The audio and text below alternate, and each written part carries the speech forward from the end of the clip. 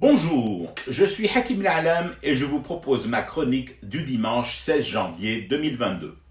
Elle s'intitule Attention, champ miné.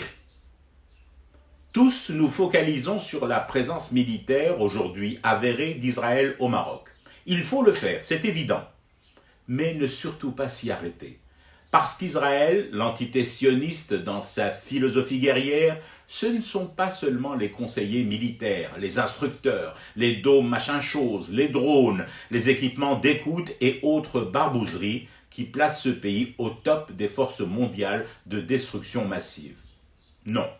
Il y a aussi cet autre volet négligé, le lobbying, la guerre psychologique et l'attisement indirect de tous les feux et contre-feux possibles. Deux faits pour s'en convaincre, le foot et la CAN. Oui, je sais que ça peut surprendre d'évoquer Israël dans la Coupe d'Afrique au Cameroun. Pourtant, avec du recul, je note que l'agression de journalistes algériens à la CAN n'est pas un acte de banditisme isolé, et surtout pas gratuit. Des appels à la haine, à la vengeance et au refroidissement des relations avec le Cameroun ont vu le jour immédiatement après cet incident dramatique un peu partout, presque à l'unisson.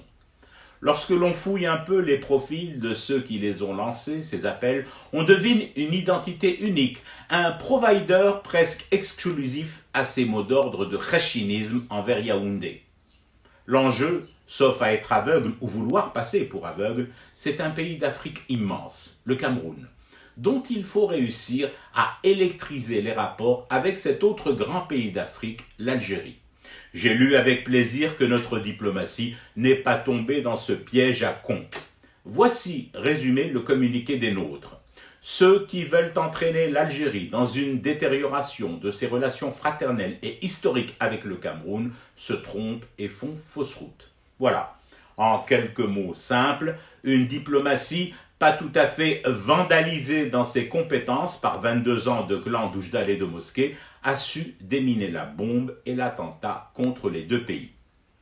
Deuxième fait, des rumeurs buzzées, amplifiées, bruissent ces dernières heures du possible rapprochement ou du moins de contact supposé entre la Libye et Israël. Là aussi, ce lâcher massif d'infos ou d'infox sur un soudain copinage entre Tripoli et Tel Aviv n'est pas le fruit d'un hasard ou d'une météo capricieuse sur la route entre Benghazi et Tripoli. Israël bosse, travaille à son grand projet Afrique. Nous le savons, mais nous ne regardons que le bout, l'orifice des canons et la signature thermique de ses conseillers militaires et troupes en sol marocain. Il est utile et de première vigilance d'élargir notre vision et notre panoramique. Cette guerre déjà déclarée, qui nous a été déclarée, est globale. Alors, déminons sans relâche. Je fume du thé et je reste éveillé. Le cauchemar continue.